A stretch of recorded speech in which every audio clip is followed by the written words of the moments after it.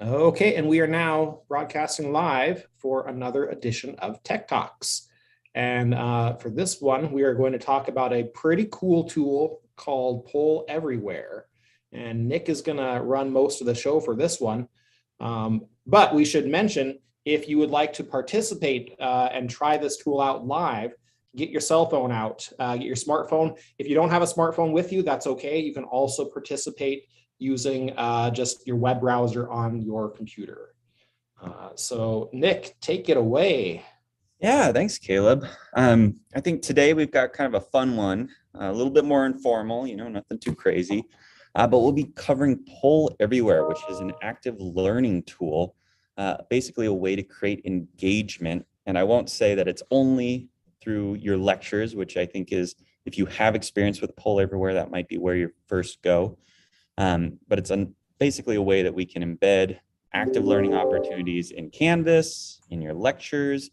And there's a lot of different ways we can do that, but I think I'll probably start by giving a little bit of context to why we as instructional designers think this is important, and why you all probably will as well. So there's this theory called the primacy recency effect. And if you've been in higher ed long enough, you might have heard it. It's kind of this idea that after a certain amount of time, your students are going to kind of blank out. They're going to kind of get lost somewhere in a lecture, somewhere, say, on a page that they're reading that you've created. We only got so much space up here that we can work with. And our students generally hit that wall, we'll call it, after a certain period of time. And so the article that Caleb has sent is the first time I experienced the term. David Sousa put together this kind of quick little article about it. And he's got some great little graphics that kind of explain it. But the idea is that students will hit a downtime at some point during their experience of your content. It could be 20 minutes into a lecture. It could be however many paragraphs down a page they're reading in Canvas. They're going to hit it. So what we like to do is try to create those active learning opportunities to bring them back, right? It's that idea that until they hit that point, all cylinders are firing, but once they do, that's when we lose retention. If we ask them what they learned, they're not going to remember that point. So that's why we're trying to kind of push these active learning opportunities. So if you do have the time, feel free to go through that article. I think it's awesome. There are some kind of little issues with the theory that there isn't a lot of data backing it up, at least in this article. David Sousa doesn't provide any major citations, but there's been other great studies about it. So that's always the disclaimer we put on these theories, right? Use them as a framework, but don't extrapolate them out too far, right? Anyway, so we're thinking about how to keep students in it, engaged. We've got this tool PollEverywhere. Let's try to use it to fill in those gaps. So what I'm going to do is I'm going to share a PowerPoint that I've embedded essentially polls in, hence the name PollEverywhere, that would help potentially do this. So if I go to PowerPoint and make sure that all my windows are right, one of the benefits of PollEverywhere is that, in this case, I'm using PowerPoint, but I can embed them into my normal lecture content. I can share them through a web page, but it allows me to kind of keep the flow, so to speak, of whatever lecture content I'm providing, and then push people into these engagement opportunities as we go. So I'm going to show some examples before we get into how to really build these. That process is actually pretty quick. But one of the things I like about it is how simple it is to get somebody in it. So what you're seeing right now is instructions that I would give to students. PollEverywhere actually makes these. I just embedded instructions into my PowerPoint. Nick, I'm just seeing a screen that says start the presentation to see live content. Oh, let's do this. One of the things about PollEverywhere is that when you embed it, it is creating an overlay on any slide deck. So if I, in my case, only share my PowerPoint and not my entire computer screen, okay, see what Caleb just mentioned. So if I share my entire desktop now, you should see Start presentation. There we go. Got it. There we go. You should see now our instructions. Like I said, it's that overlay, and we'll go into that a little bit more when we start building. But essentially what happens is I would tell students, hey, we're going to be using PollEverywhere today. It's a little engagement tool I like to use to keep you kind of, well, engaged, keep you in it. So what you're going to do is you're going to go to polleverywhere.com or pollev.com, just like it says down there. And then it should ask you what username or ID that will connect you to my presentation or any active polls I have. So I'm going to give everybody a moment to do that. I'm going to do it on my end as well, just to add a couple of little extra voices into the mix. Mm-hmm. And you can do this from a phone. There's an actual app. So if you do have a lot of students using this, you can ask them to get the app if they're more comfortable with that. And you can change your username. So there's all sorts of elements to this that you can use to reduce essentially the barrier that students might encounter. One thing I like about this is that it doesn't require your participants to sign up for an account or log into something or remember a password. They just have to go to that address and type in this case, Nick Taylor 189, but whatever your presentation code is, and then they're ready to go. Exactly. And on that note, we're using just the free version today. So everything I'm doing is through the free version. Because we're at an educational institution, we get 40 people can join this, provide their results or respond. So it gives us actually quite a bit of leeway, which other similar applications don't. So that's kind of why we're displaying this one. Obviously, there's other options, so keep that in mind, but we'll kind of talk through those limitations later on as well. So everybody more or less is joined. I'm going to double check the chat to see. And yes. Natasha's asking, can this be used on phones, other devices, tablets, laptops? Basically, anything that has a web browser should be able to participate in this. So most of the time, that's going to be your students on their smartphones. But if they have a laptop with them, I'm pretty sure it works fine on even like a cheap Kindle tablet. It'll still participate. As long as you can get internet access and through a browser, then you can. And Barbara brings up a really good point. The PollEverywhere version I'm using on my device is downloaded to my computer. That's how I'm able to embed it and get these things to pop up while I'm giving my presentation. You can use it for Google Slides, which gets around any need to actually download anything. But like Barbara's saying, you would need admin approval if you're using a CCS, SFCC, SCC device. So now everybody more or less should be joined. We're going to push on to the next. And so what we're going to see is kind of the bread and butter of PollEverywhere. This is what I'm talking about when we're creating engagement opportunities. We're creating polls. We're creating areas that you can give your responses to me, the presenter, in real time. So in this case, we've got a multiple choice question. Nothing too crazy, but you can imagine all the different responses you could have. Instead of, what's your favorite letter? I could have put images in there and you could have voted on images. And there can be a correct answer, incorrect answers. There's a lot of opportunity. I mean, it's a multiple choice question, so you have a lot of opportunity to build within that space.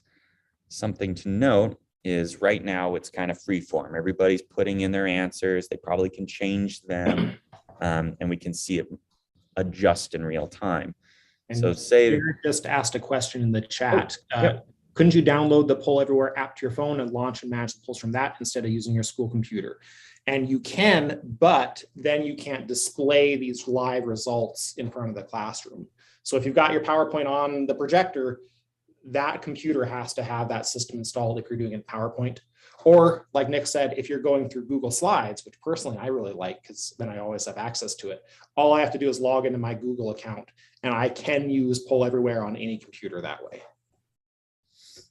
And you can also just run it through a web browser too. So if you didn't want to even embed it in a slide deck of any kind, you could essentially just run it through a browser, which I've done plenty of times before. Oh, and looks like Jennifer found there is an undo option, so you would delete your response before you put another one in. And personally, I just love how this updates live. You can see those results roll in. You can see the bar graphs shift back and forth as opinions come in. I think that's super engaging.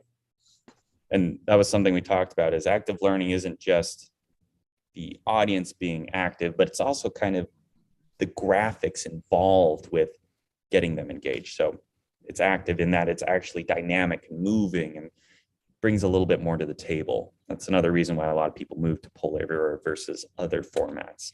And then Jennifer just had another good comment that's worth mentioning. She says, it seems weird because I could skew the data if it's adjusting live like this, which is true. But you have the option, and Nick, correct me if I'm saying this wrong, you can not show the results live. You can just post that first page of this. These are the 4 questions, put in your answer on your phone. And then when you as a presenter are ready, you show the results.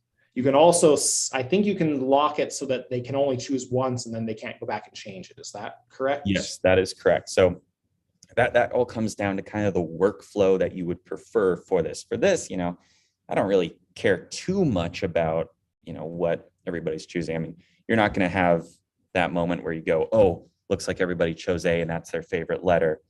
Oh, I'm going to change my answer to A too. In this case, obviously it's pretty free form, but say it is like a test question. I don't want people changing their answers. I want to know exactly where everybody's mind is when they first read that question, first give their response without seeing the rest of the class. So in that case, generally what I would recommend is we just show the instructions. So I know it's kind of confusing because we're talking about favorite letters and everything is lettered. But we would basically look at our total results in the bottom and I go, okay, that's about how many people are in this session. I'm going to lock it now. I come down, I lock it. And what that means is now nobody can change their answers or give any additional answers. So if you do have multiple responses available, that would close that down as well. And then I would go, okay, let's look at our responses.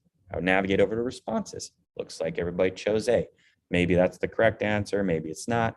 We might talk about it. I might say, oh, Caleb, or maybe because I wouldn't know who said it in this case since it's anonymous, but I would say, somebody that chose D, why were you thinking D in this case? So we can kind of go through, as the instructor, I should know which answers are correct and which aren't.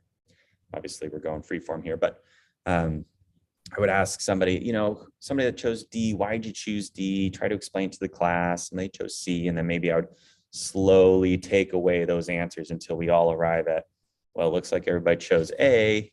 And in fact, it was the correct answer. Yes, your favorite letter should be A.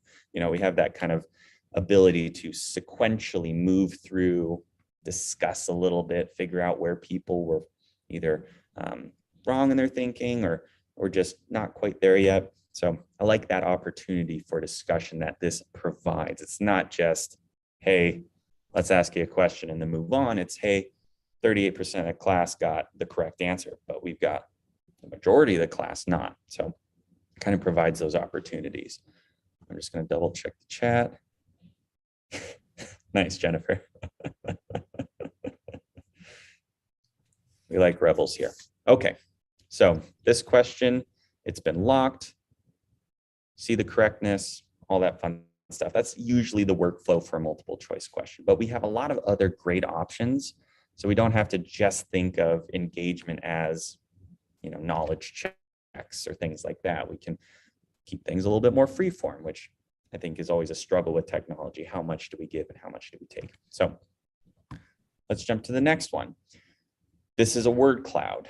I like these as little icebreakers. I know the word icebreaker has some connotations now. I think a lot of people have been to maybe faculty events that made their skin crawl because of such things. When we're in a Zoom space, or if we're in, say, a classroom, this can be a lot easier than having people raise their hand and go, wow, my day was blank, or, it takes away a little bit of that barrier to entry to just provide a initial thought or feeling towards something. When it comes to word clouds in PollEverywhere, the reason I chose one word is that it only shows one word at a time. So if you had a multiple word answer, it might only show the first of that multiple word answer. So there's other ways to get more long form information. In this case, you can get quick, maybe terms that people were confused on during the last chapter review, or you might be asking, what is the term for blank? And then you can kind of see people's answers pop up, and you can see how it shifts. The more common a response is, the larger it will be on the word cloud. So it kind of aggregates everything. So that's another benefit to it. Very visual, dynamic. I love that kind of stuff. One of the things you can also do is, after the fact, you'll be able to run into your questions through the, I'll show you later, but how you create the questions, you have the opportunity to pull these answers off. So you can make quick little screenshots or snapshots to give to the students afterwards, saying, oh, this was our lecture today, this is how we were all feeling, or this were all the questions we had. You can do stuff like that, which I always love. Something like this also can be asynchronous. Doesn't have to be in this lecture. I could have done it beforehand, sent it out in an announcement, put it on a page during your prep. Here's a question, give me a one-word answer, that kind of thing. Well, let's double check.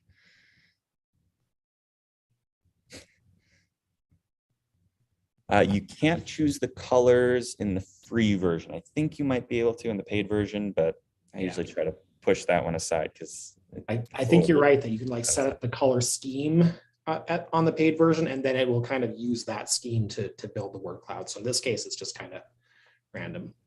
Yeah, Jennifer's got some colors are not great for all viewers. I think that's true, but I'm fairly certain that their default colors are set up to have the right acceptable contrast for visual accessibility. At least that's the hope, right? I haven't gone through their accessibility documentation, but yeah, but I'm fairly sure they try to be WCAG accessible, which just means they follow those standard requirements for things like text size and color, contrast and background colors and that sort of thing. All right, and then let's see. Now it's kind of gotten to the point where I'm trying to remember exactly what I put in here. Okay, so we've got a heat map now. So one of the other things I really like about PollEverywhere is we have this ability to create a heat map. All this is I've uploaded an image. In this case, this is just their standard, hey, here's a heat map. But if you click into the image, it will log where you've clicked. So you can do a lot of really cool stuff with this. In this case, big image. I'm having people literally put locations down, but I like this for our biological sciences. If you've got a bunch of different slides that you're having people look at, that's pretty slick. But it's just another way to get responses. And in this case, I've just kept it open like the last one, but I can just make it so that it's only the image showing, and I won't see what anybody else is doing until I show the responses. And just like with the other, I could lock it before I show those responses, just to avoid people changing their answers if that was a concern. And Nick, this image is just an image that you uploaded, right? So this could be anything. It could be a diagram, it could be a body part, it could be a circuit, it could be anything that you wanted students to interact with in this way by putting down little markers. Exactly. And I think 9 times out of 10 when I'm doing this, I usually create the image in PowerPoint of all places, and then I create an image file from that, whatever slide, and throw it up there just because of easy use. But yeah, you can pull things from the internet, anything you want. I love that about it. And then this is what they call a donut chart. But what I like about this is it's a little bit different, but as people put their responses in, the chart will change in real time. Another way you can vote on things, you can get people's perspectives. And it's in, once again, a way that's anonymous. I'm not going to see what Caleb has done or Jennifer or Jared, but everybody can get their thoughts in there in a way that doesn't essentially put them out, so to speak. And again, I just like kind of the visual animation of it, watching this chart fill up and shift and move as people share their. Oh, Jared's got a question. What is Spokane Spring, Nick? Oh, I don't know if anybody else has experienced this, but it's that weird time where it just starts to get warm and then there's like a sheet of ice all of a sudden randomly in April. False winter. Yeah, that's what I call Spokane spring, because it kills all my plants every freaking year. Gotcha. Farmer's Almanac lies. Anyway, yeah, so just Spokane. Anyway, so you get the idea. Dynamic, love it. PollEverywhere does a really good job of creating these spaces. They look good and they engage. And then one of the other things we were talking about earlier was, how the word cloud is only one word per response. This is something where you can get long form answers. I think you get up to like almost 300 characters, maybe. I'm trying to remember. It's either characters or words, but you have a lot of space to work with. So what I've seen a lot with this one is it becomes more of an asynchronous opportunity. The way that PollEverywhere gets responses, it's all through that link. So if you've got a link to this poll, for instance, you can embed it in Canvas. You could put it in an announcement, like I said. You could just compile these results all before class, and then I could embed this essentially in my PowerPoint presentation as it is now. And I would then go, okay, here were all of the questions that people had. I'd like you to upvote the ones that you think are most pertinent after we've, maybe we've talked about some really specific content. For the first 20 minutes, we're hitting that lull, right? Primacy, recency effect. Students are starting to kind of lose it. There's a little bit of fuzz in their eyes. I bring this up, and then there's now something that they need to do. Oh, I need you to upvote the questions you feel like are still haven't been answered, and then we can go through one by one. So that's another way we can use it. So instead of just having a multiple choice question every time we start to hit those down periods where people's brains are frazzling out, we can have them do something that's a little bit easier where they're not having to think too hard, but they still are active and getting re-engaged in whatever we're talking about. And once again, it's all moving in real time. Love that element of it. I would like to use this particular question type even like during departmental meetings and stuff, if you're doing a session, rather than, asking a question like this just out loud in a Zoom session would be so hard to be productive and be efficient. But if you pop up a question like this, have people put in their comments and then vote on what they want to talk about, that's really cool. I see Jennifer said, I did have to refresh my polls page to see new responses. So there is that latency element. This one what you're seeing right now in the presentation should be the most up to date. And that's what's. I think she just means on your phone, there's when somebody puts in a new one, a little yellow box pops up that says, click here to see the new response options or something like that. Perfect. Thank you, Caleb. And thank you, Jennifer. That's a good point. All right, let's see. Did I put anything else in here? Oh, I think this is our last one. So one of the other things I like to have people think about is you can do rankings. So in this case, students would physically adjust where these two items are for them. In this case, we just have rank the following PollEverywhere use cases according to which would be the most helpful for your course. And then it will go through and try to figure out what ranks first and second based on where people have placed. With only two, you do get some element of there's probably going to be two firsts, but anyway, you get the kind of idea here. But once again, just another way to quickly get some sort of engagement with really low barrier for the students. That's always my thing. It's not as engaging if there's a big barrier to get into it, right? So I'm going to close out of this and I'm going to make sure everything is set up. So we've gone through an example presentation. This is kind of how things might look if you'd embedded everything. It's not the only way to do it, but it's just an example of what a lecture might look like. So what we're going to do now is kind of go over how this all comes together, right? So I've jumped into PollEverywhere. I'm just going to share my entire desktop so you can kind of see I've got my PowerPoint open. That'll come in handy a little bit later. there we go. So that'll come in handy a little bit later because this is where we'll be putting stuff for some of it. But all I've done is I've gone to PollEverywhere. One of the nice things about PollEverywhere is if you have a Google account, you can log in through that. But essentially, I've just made a free account using my my CCS credentials. So because it's a .edu, PollEverywhere goes, oh, you get the free educator license. So I've got 40 people can respond to my polls instead of just 25, which is the standard version. So because I use my email associated with CCS, they give me that little extra, carrot.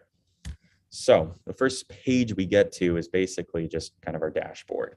You're going to see these little diamonds. Those are specifically paid features. So if you are using the free version, you'll see it a couple different times.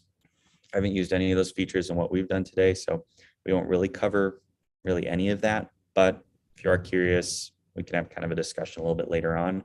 But what I'm worried about and what I think is going to be most applicable to people here is building activities. And we don't have a lot of time. I'm trying to talk quick, but I'm just going to jump into activities. It jumps into a list of what I've already created. I've got some folders. For example, this is what I created really quickly just for this presentation. These are all what we went through. I can see this one was locked because that was the multiple choice question I locked earlier. This one's still active since it was the last one that I covered. So there's a couple of different things going on here that I just want to explain. So a poll, if I just gave you a link to this and you tried to answer it, you wouldn't be able to until it was activated. So if I embed it in a PowerPoint presentation or Google Slides, or I'm presenting it from whatever application down here, it will activate it for me. So you will see, I think, I'm trying to remember who brought it up at the start, but maybe it was Barbara. Yes, Barbara said that if you are embedding in certain applications, you'll need it on your device. So that's where these come in. So I downloaded the desktop application for PollEverywhere, and that's how I embedded things. Google Slides is probably the easiest because you can just get a Google Chrome extension and then jump into Google Chrome and start. And that follows you to any computer that you ever jump onto as long as you're logged into your account. So you don't have to do exactly. Yep. So in this case, we'll be using PowerPoint as the example, since I think that's kind of the hardest to use of all of them. And then it kind of steps back from there. So all I do to get one of these going is I create an activity. Let's do a multiple choice question, test A, B. These are the actual text responses that individuals will see when they're trying to answer. And then you can mark one of them correct. Let's say A, you can move them around if you need to. You can also put an image instead of text. You can put a URL if you want. And you can also put an image with the actual title. So explain what blank, whatever image this is, and then you could have those responses. So when I've got all of this the way I want, I would click create. You can kind of see some of the other options we went over today up here. If you click more, you can see even more. There's that donut chart that we saw earlier. There's the brainstorm that we were using, word cloud. So you've got a lot of different options. So if you ever get into PollEverywhere and you want to kind of figure out exactly what you might need for something, feel free to reach out to Caleb and I. We both have good experience with it. We can usually figure out how to do something.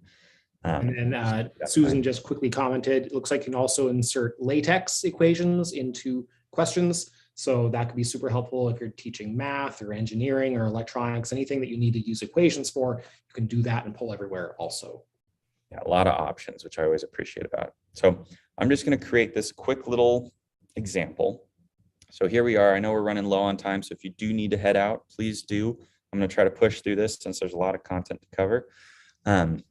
But right now, what we're seeing is the preview of what we might be able to embed. So I can share this.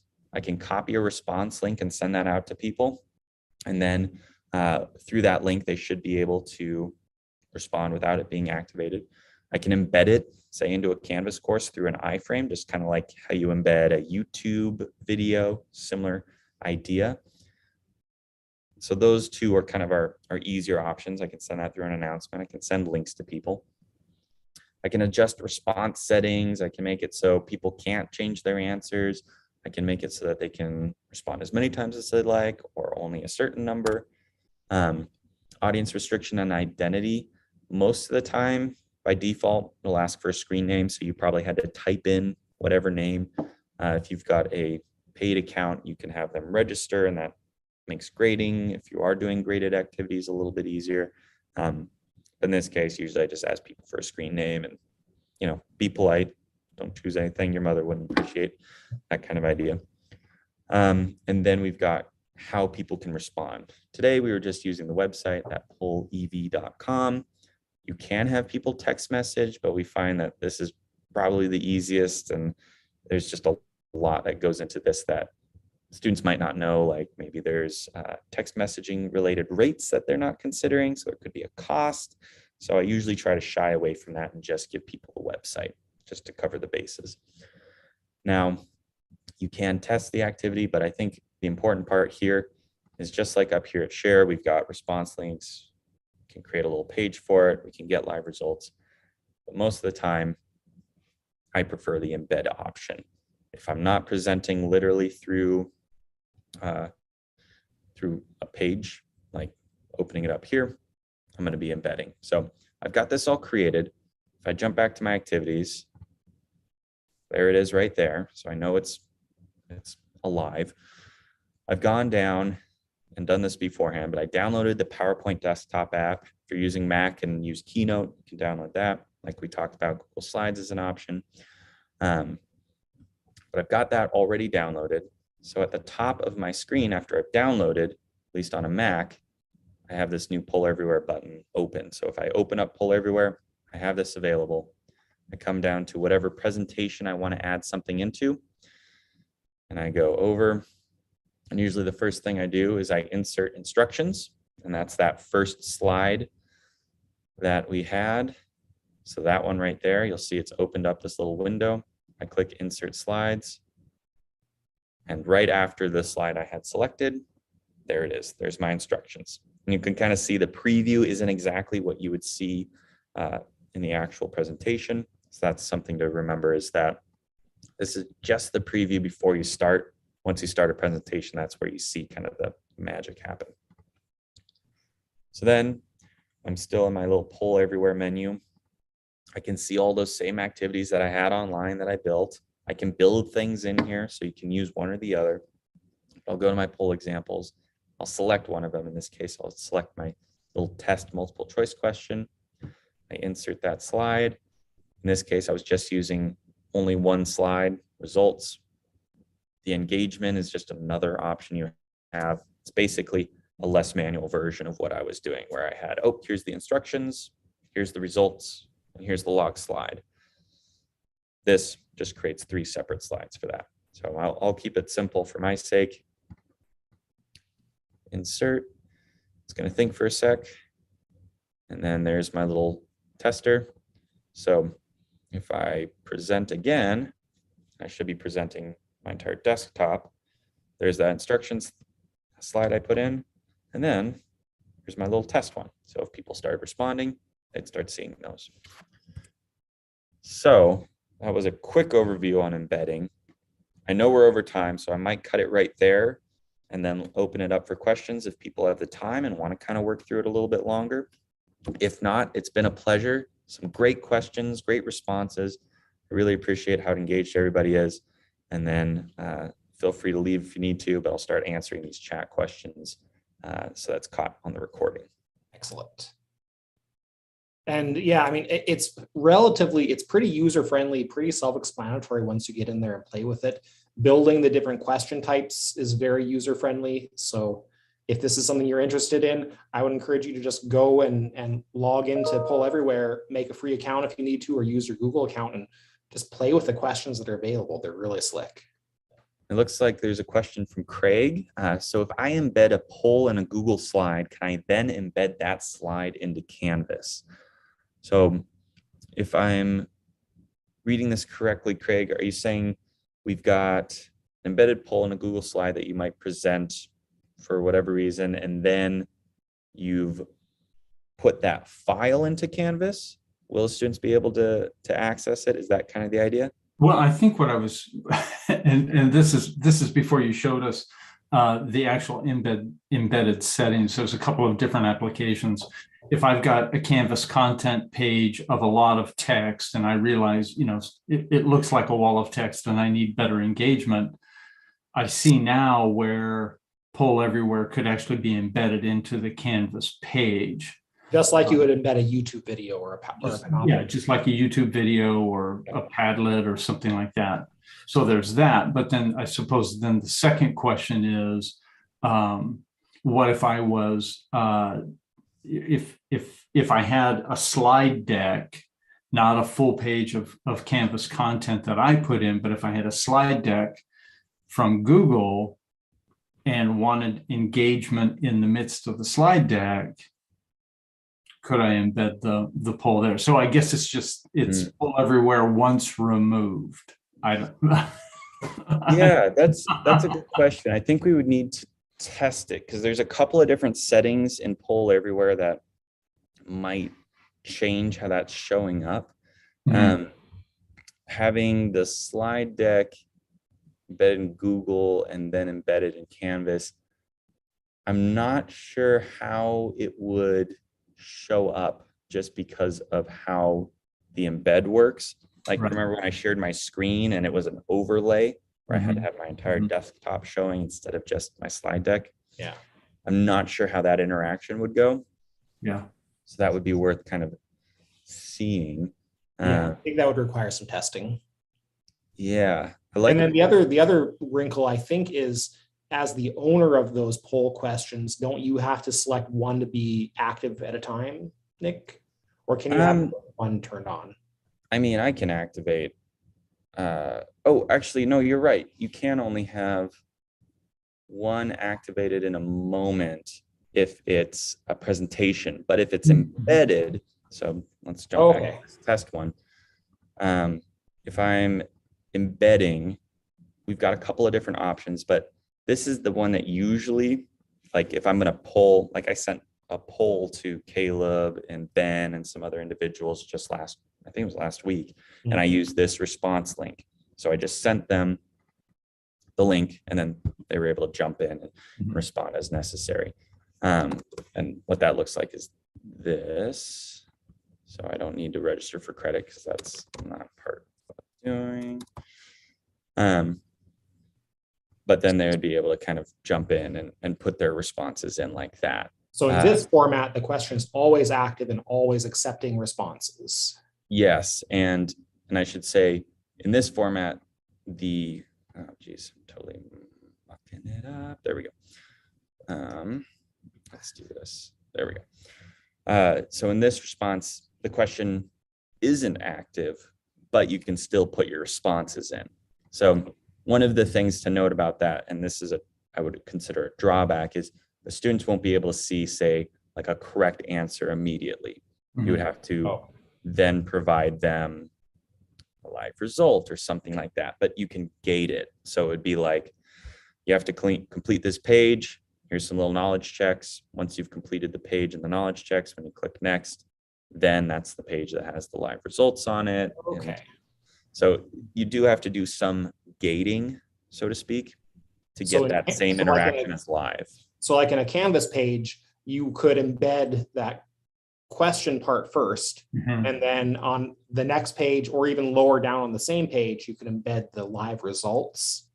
Yes. Okay, that makes sense. So yeah, there'd be two separate embeds. So that's also a consideration. Good to know. Let me see if there's any other questions. Thank you all for sticking around to kind of continue discussing. I don't see any, but I want to make sure, did I miss anything? No, Nick, but you know me, I have to talk. Please do. Perfect. I actually learned about PollEverywhere at an e-learning conference about 4 years ago. And I really actively used it in my first quarter electronics class this past fall. And it almost came to knifing people I made it as a way to review before an exam, but as a competition. And I noticed that you didn't go over that. So what Nick has shown us today is just put the question in, increase the engagement. I made the competition and I gave out prizes. And it got bad. They would get upset with me if I didn't have a poll everywhere for them. So what I'm saying is my students absolutely loved it. It gave them an opportunity to review, to ask and answer questions without feeling silly. And the prizes just put it right over the top. There was some people that were gonna be, there was some shiving going on. Well, Susan, leave it to you to go 100% the first time with a tool like this. But that's awesome that they were so they were really, really engaged. Awesome. And I had to Google how to put the equations in. I can't remember where to go now, but I think you're right. I think it was a latex, like from Wolfram Alpha kind of thing. Yeah. It wasn't really a copy and paste, but it doesn't lend itself very well. I found to like a schematic. Okay. I think I might have to create an actual JPEG of the schematic and use the image tool. Yeah. That makes sense. That makes sense. But they loved it. Absolutely. That's great. Just for context, so the competition that Susan is talking about is like what's that super popular app where it like ranks everybody now? They're like trying to find words or something. A Wordle? Yeah, it will rank your students. And yes. I worked at a medical school and we did that, and I know exactly what you mean. People were almost coming to blows in the classroom over, whatever ridiculous screen name one of the students chose. But yeah, how quickly you answer, gives points, and like So that's way more of a gamified version of poll. Yeah. But they loved it. Yeah, I think it's a super great format for like test prep review and that sort of thing. But yeah, it can get very competitive. So it's just a different format. You might not want to do that in certain settings. We might just want to do open-ended questions as a discussion prompt but yeah, Jennifer said one of my kids would get really upset over those quiz competitions. They do. So, I mean, that is a very good point though.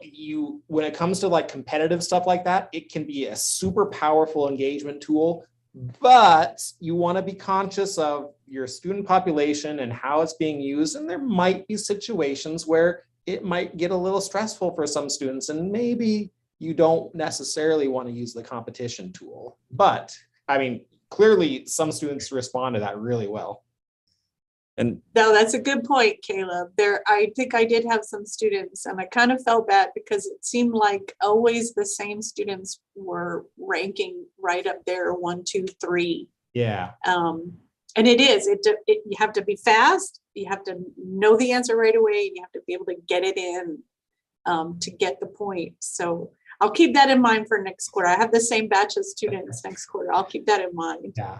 I mean, so yeah, if you know your students and you know they would all be really into this, then that's great. If you have students that get super stressed out or anxious about competitions like that, maybe it's not the best choice for those students, but it's a very powerful tool for sure. Yes. I'd really like to highlight something that Jennifer wrote in the chat for those that are watching on YouTube. She says, we have slow internet, and then her son has to use her phone with data to log in. So there is that element of, if you got slow internet, you're not going to do as well in a competition. And then there's also that element. But something that this is reminding me of that gives more agency to those students, instead of a competition, you can also have students submit questions to create into PollEverywhere. So it's like, maybe this week, Caleb, one of his assignments is to submit a question to me, and then I will put it in whatever lecture or material actually aligns with that question. And then Caleb will be the one to present it when it comes to that in class. And I've seen that go really effectively, where it's like, this is the objective. Caleb, it's your turn, and that's all in the title of the actual question. And then whatever question Caleb created, any images and all that that's associated. And then Caleb becomes the one to kind of be the sage on the stage. I know that's kind of a bad word sometimes, but in this case, I like it being used because the student kind of gets that moment of, yeah, I kind of confuse some people, and then I get to explain why this is the incorrect answer and this is the correct answer. So once again, another way to kind of get students engaged, but because of their own stuff. I like that. That's a good idea, Caleb. Oh, that was Nick's idea, not my idea. Sorry, that's a good idea, Nick. Caleb's the one presenting the idea. I'm presenting in this imaginary scenario. Got it. All right. Well, we went over time. Geez. That's great because we had clearly some people were interested in this. So hopefully this was a useful presentation for you. And like Nick said, if you try this and you want some feedback or some assistance from us, we'd be happy to hop into a Zoom meeting and test it out live with you, or help you make sure you get it embedded into your presentations if it correctly. We can support this because it's a really useful, really cool tool, and it's got the free version, which is always a plus. So get out there and try it out. Thank you. Craig, do you have a question, or are you waving? Waving. Okay. Yeah. All right, so we will call it a day today. Next week, we will be talking about Remind, which is a app that allows you to text message back and forth with students without sharing your personal phone number. So it is a good way to stay in communication while maintaining healthy boundaries. So that is a tool we will look at next week. All right, thanks everybody. Talk to you later. Okay, stream is over.